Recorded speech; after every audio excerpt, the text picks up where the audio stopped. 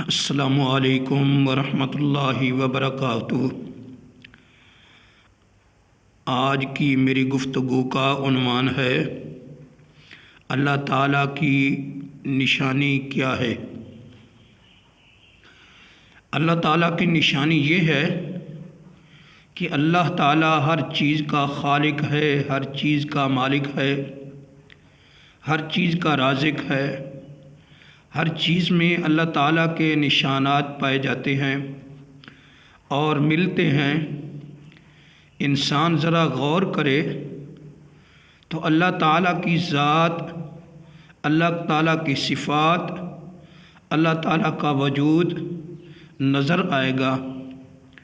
اللہ رب العزت اپنے کلام قرآن مجید میں فرماتے ہیں، سورۃ البقرہ آیات نمبر 21 اور 22 میں، اعوذ باللہ من الشیطان الرجیم، بسم اللہ الرحمن الرحیم، یا ایہا الناس اعبدوا ربکم الذی خلقکم والذین من قبلکم لعلکم تتقون، الذی جعل لکم الارض فراشا والسماء بناء وأنزل من السماء ماء فأخرج به من الثمرات رزقا لكم فلا تجعلوا لله أندادا وأنتم تعلمون۔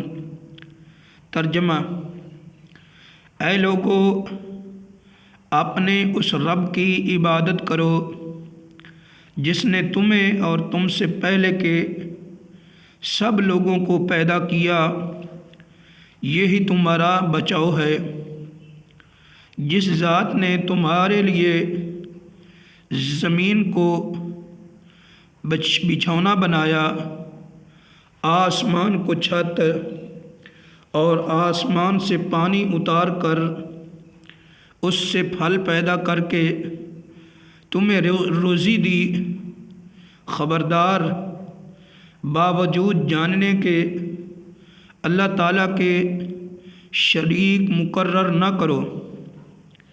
ایک عربی شعر کا ترجمہ اور مطلب ہے کہ تعجب ہے کس طرح خدا کی نافرمانی کی جاتی ہے اور کس طرح اس کا انکار کیا جاتا ہے، حالانکہ ہر چیز میں خدا تعالیٰ کی نشانی ہے جو اس کی وحدانیت پر دلالت کرتی ہے۔ قرآن مجید میں اللہ تعالیٰ نے ارشاد فرمایا ہے، وَفِي الْأَرْضِ آیَاتٌ لِّلْمُوقِنِينَ وَفِي أَنفُسِكُمْ أَفَلَا تُبْصِرُونَ، کہ اے انسان، اگر میرا پتہ لینا ہے تو زمین میں چل پھر کے میری قدرت کے نشانات دیکھ۔ اگر کسی وجہ سے تو چل پھر نہیں سکتا تو پھر کم از کم اپنے آپ کو ہی دیکھ لے، اپنی تخلیق پر ہی اگر تو غور کر لے، تجھے معلوم ہو جائے گا کہ میرا بنانے والا ضرور کوئی نہ کوئی ہے۔ آپ کسی پلنگ یا کرسی کو دیکھتے ہیں تو اس کے بنانے والے کا تصور خود بخود ذہن میں آ جاتا ہے۔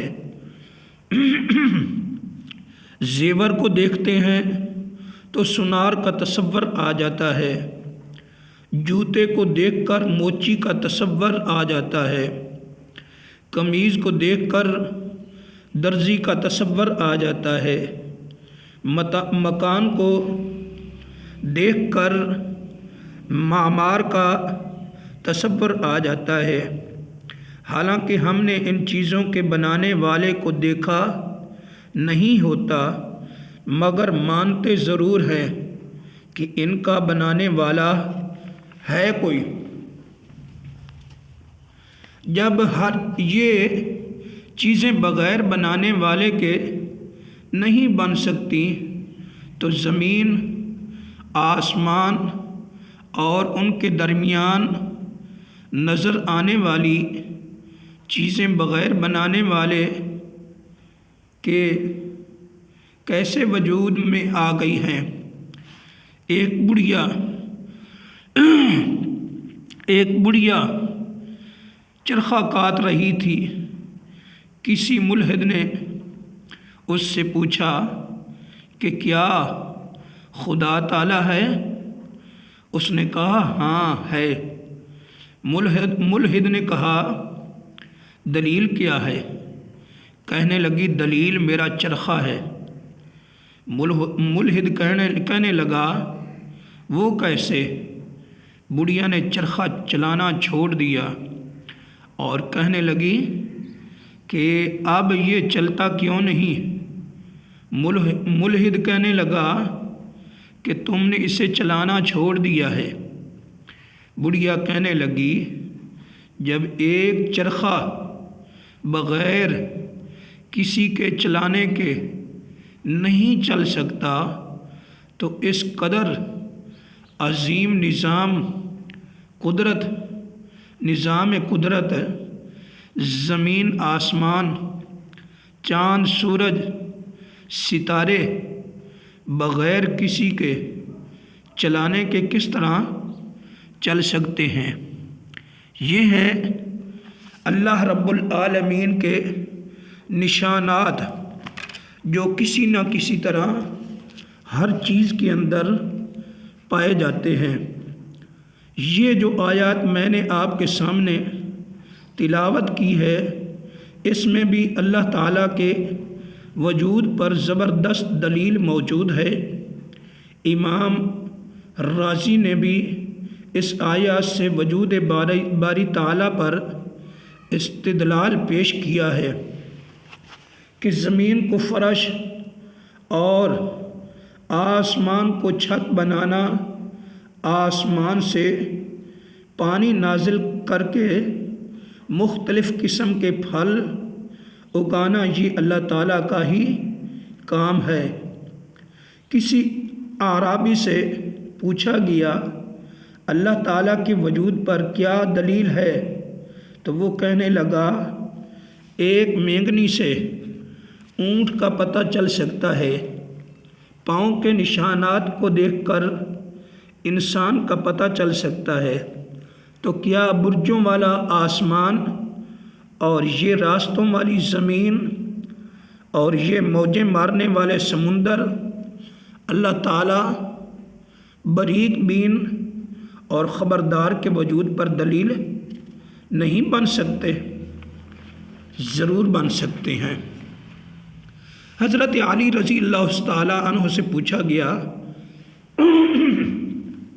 کہ وجود باری تعالیٰ پر آپ کے پاس کیا دلیل ہے؟ تو حضرت علی رضی اللہ تعالیٰ عنہ فرمانے لگے عرفت ربی بالصفح العظیم، میں نے خدا تعالیٰ کو اپنے ارادوں میں ناکام ہونے سے پہچانا ہے۔ میں ایک ارادہ کرتا تھا مگر اس کو پایا تکمیل تک نہیں پہنچا سکتا تھا۔ میں نے سمجھا کہ کوئی غیبانہ ایسی طاقت ہے جو میرے ارادوں کو منسوخ کر دیتی ہے۔ حضرت علی رضی اللہ تعالی عنہ کا عرفت ربی بالصفح العظیم دلیل پیش کرنا خدا تعالیٰ کے وجود پر ایک زبردست دلیل ہے۔ اس دلیل کو سامنے رکھ کر ذرا غور کریں کہ ہم کتنے پروگرام اور کتنے منصوبے بناتے ہیں کہ کل فلاں کام کریں گے مگر ہم اس کو کر نہیں سکتے۔ کیوں نہیں کر سکتے؟ ہمارے منصوبوں میں کون حائل ہوا ہے؟ کس نے ہمارے پروگرام کو تبدیل کیا ہے؟ ایک غیبانہ طاقت نے، جو انسانی پروگراموں کو اور کوششوں کو ناکام بناتی ہے، اور وہ ہے اللہ تعالیٰ کی ذات، اللہ تعالیٰ کے نشانات، اللہ تعالیٰ کی صفات۔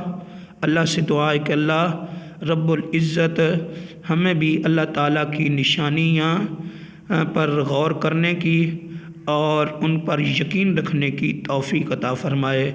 آمین ثم آمین۔ السلام علیکم۔